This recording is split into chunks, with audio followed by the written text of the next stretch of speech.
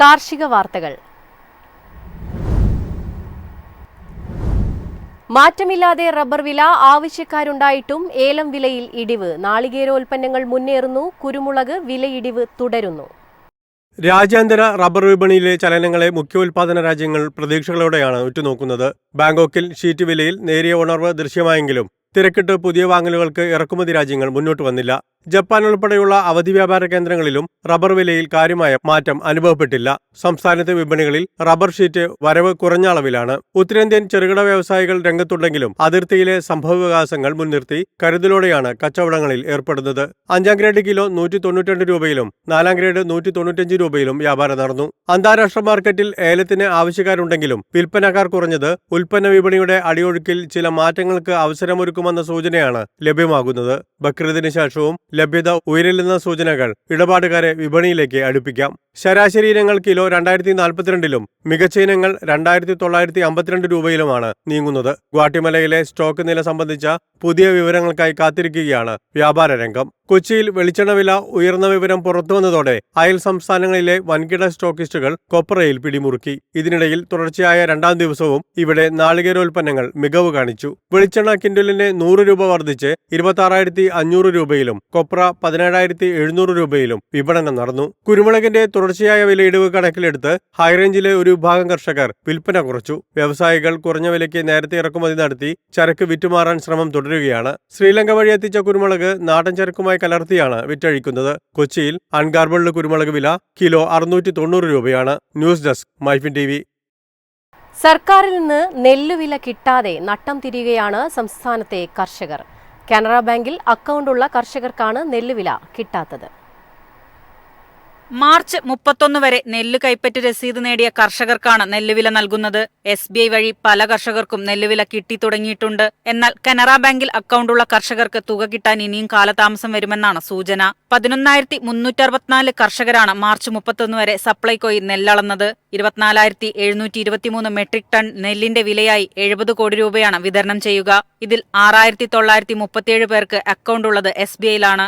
ബാക്കി 4,427 കർഷകർക്കാണ് കാനറ ബാങ്ക് വഴി പണം കിട്ടാനുള്ളത്. പാലക്കാട് ജില്ലയിൽ മാത്രം 307 കോടി രൂപ കൊടുക്കാനുള്ള സ്ഥാനത്ത് 70 കോടി രൂപയാണ് അനുവദിച്ചത്. പാലക്കാട് ജില്ലയിൽ ഇതുവരെ നെല്ലളന്നത് 52,000 കർഷകരാണ്. 307 കോടി രൂപയുടെ 1,08,916 മെട്രിക് ടൺ നെല്ലാണ് ഇവരിൽ നിന്ന് സംഭരിച്ചത്. News desk MyFin TV. ക്ഷീര കർഷകർക്ക് മിൽമ മലബാർ മേഖലാ യൂണിയന്റെ ധനസഹായ പദ്ധതികളിൽ അപേക്ഷിക്കാം. 4ഓളം പദ്ധതികളാണ് ക്ഷീര കർഷകരിലേക്ക് അപേക്ഷിക്കാനാവുക. മിൽമ മലബാർ മേഖലാ യൂണിയൻ ഈ സാമ്പത്തിക വർഷം നടപ്പിലാക്കുന്ന വിവിധ പദ്ധതികളിലേക്ക് ക്ഷീര കർഷകരിൽ നിന്ന് അപേക്ഷ ക്ഷണിച്ചു. പാലക്കാട്, മലപ്പുറം, കോഴിക്കോട്, വയനാട്, കണ്ണൂർ, കാസർഗോഡ് ജില്ലകളിലെ പ്രാഥമിക ക്ഷീരസംഘങ്ങളിലെ കർഷകർക്ക് ധനസഹായത്തിനായി അപേക്ഷിക്കാം. ക്ഷീരസദനം, ധനരക്ഷ, സായന്തനം എന്നീ പദ്ധതികൾ അപേക്ഷിക്കാനാകും. ക്ഷീരസംഘങ്ങളിൽ പാലളക്കുന്ന സ്വന്തമായി വീടില്ലാത്തവർക്ക് 6 ലക്ഷം രൂപ ധനസഹായം ലഭിക്കുന്നതാണ് ക്ഷീരസദനം. പശുക്കളെ വാങ്ങുന്നതിന് വായ്പയെടുത്ത കർഷകർക്ക് പലിശയിൽ സബ്സിഡി നൽകുന്നതാണ് ധനരക്ഷാ പദ്ധതി. കഴിഞ്ഞ സാമ്പത്തിക വർഷം വായ്പയെടുത്ത് കൃത്യമായി തിരിച്ചടച്ചവർക്ക് അപേക്ഷിക്കാം. 5 വർഷമായി ക്ഷീരസംഘത്തിൽ സജീവമായ 70 വയസ്സ് പൂർത്തിയായ BPL റേഷൻ കാർഡുള്ള കർഷകർക്ക് സായന്തനം പദ്ധതിയിൽ അപേക്ഷിക്കാം. മെഡിക്കൽ അലവൻസായി 2,000 രൂപ 6 മാസത്തേക്ക് ലഭിക്കും. 200 ലിറ്ററിൽ കുറഞ്ഞ പാൽ സംഭരണമുള്ള ക്ഷീരസംഘങ്ങൾക്കും ധനസഹായ പദ്ധതികളുണ്ട്. അപേക്ഷ സമർപ്പിക്കുന്നതിനായി നിശ്ചിത മാതൃകയിലുള്ള അപേക്ഷകൾ പ്രാഥമിക ക്ഷീരസംഘങ്ങളിൽ നിന്ന് കർഷകർക്ക് ലഭിക്കുന്നതാണെന്ന് മേഖലാ യൂണിയൻ മാനേജിംഗ് ഡയറക്ടർ അറിയിച്ചു. News desk MyFin TV.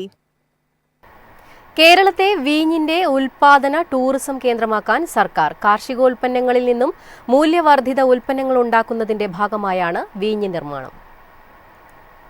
കേരളത്തെ വീഞ്ഞിന്റെ പ്രധാന ഉൽപാദന സംസ്ഥാനമാക്കി മാറ്റാൻ വിദഗ്ധ സമിതി രൂപീകരിച്ചു. കൃഷി പ്രിൻസിപ്പൽ സെക്രട്ടറിയാണ് ഇത് സംബന്ധിച്ച ഉത്തരവ് പുറത്തുവിട്ടത്. സംസ്ഥാനത്തെ കാർഷികോൽപ്പന്നങ്ങളിൽ നിന്നുള്ള വീഞ്ഞു നിർമ്മാണവും വിതരണവുമാണ് പ്രധാന ലക്ഷ്യം. ഭക്ഷ്യ സംസ്കരണ മേഖലയിലെ സംരംഭകരെ വീഞ്ഞു നിർമ്മാണ കേന്ദ്രങ്ങൾ സ്ഥാപിക്കാൻ പ്രോത്സാഹിപ്പിക്കുക, ഇതിനായി കാർഷിക സർവകലാശാല ആവശ്യമായ സാങ്കേതിക പരിജ്ഞാനം നൽകുക എന്നിവയാണ് മറ്റ് നിർദ്ദേശങ്ങൾ. കാർഷിക ഉൽപ്പന്നങ്ങളിൽ നിന്നുള്ള വീഞ്ഞു നിർമ്മാണത്തിന്റെയും വിതരണത്തിന്റെയും nodal agency Kerala agro business കമ്പനിയായിരിക്കും. News desk MyFin TV. Sindhu നദീജല കരാർ താൽക്കാലികമായി നിർത്തിവെച്ചത് ഇന്ത്യൻ കർഷകർക്ക് ഗുണം ചെയ്യുമെന്ന് കേന്ദ്ര കൃഷിമന്ത്രി ശിവരാജ് സിംഗ് ചൌഹാൻ. ജലവിനിയോഗത്തിൽ വിവിധ പദ്ധതികൾ നടപ്പിലാക്കാനുള്ള നീക്കവുമായി കേന്ദ്രം. സിന്ധു നദീജല വിതരണം നിർത്തിവെച്ചതിന്റെ ഗുണം ഇന്ത്യൻ കർഷകർക്ക് ലഭിക്കുമെന്നും ജലസേചനത്തിന് കൂടുതൽ വെള്ളം ലഭ്യമാകുമെന്നുമാണ് കേന്ദ്ര കൃഷിമന്ത്രി ശിവരാജ് സിംഗ് ചൌഹാൻ വ്യക്തമാക്കിയത്. പഞ്ചാബ്, ഹരിയാന, രാജസ്ഥാൻ, ജമ്മു ആൻഡ് കാശ്മീർ, ലഡാക്ക്, ഹിമാചൽ പ്രദേശ് എന്നീ സംസ്ഥാനങ്ങളിലെ ഇന്ത്യൻ കർഷകർക്ക് ജലസേചനത്തിനായി കൂടുതൽ വെള്ളം ലഭ്യമാകും. ഇന്ത്യൻ കർഷകരെ സഹായിക്കുന്ന രീതിയിൽ വെള്ളം ഉപയോഗപ്പെടുത്തുന്നതിനുള്ള ഒരു ഹ്രസ്വകാല, മധ്യകാല, ദീർഘകാല പദ്ധതികൾ നടപ്പിലാക്കാനുള്ള നീക്കത്തിലാണ് സർക്കാർ. ജമ്മുകാശ്മീരിലെ പഹൽഗാമിൽ നടന്ന ഭീകരാക്രമണത്തെ തുടർന്നാണ് ഏപ്രിൽ 23-ന് ഇന്ത്യ പാകിസ്ഥാനുമായുള്ള സിന്ധു നദീജല കരാർ നിർത്തിവെച്ചത്. രാജ്യത്തെ മാറിക്കൊണ്ടിരിക്കുന്ന കാലാവസ്ഥാ സാഹചര്യങ്ങൾക്കിടയിൽ കാർഷിക വിളവ് മെച്ചപ്പെടുത്തുന്നതിനായി സർക്കാർ തുടർച്ചയായി പ്രവർത്തിക്കുന്നുണ്ടെന്ന് ചൌഹാൻ പറഞ്ഞു. ഭാവി തലമുറകൾക്കായി മണ്ണിന്റെ ആരോഗ്യം നിലനിർത്തുക എന്നത് സർക്കാരിന്റെ മറ്റൊരു പ്രധാന മുൻഗണനയാണെന്നും അദ്ദേഹം കൂട്ടിച്ചേർത്തു. News desk MyFin TV. കമ്പോള നിലവാരം.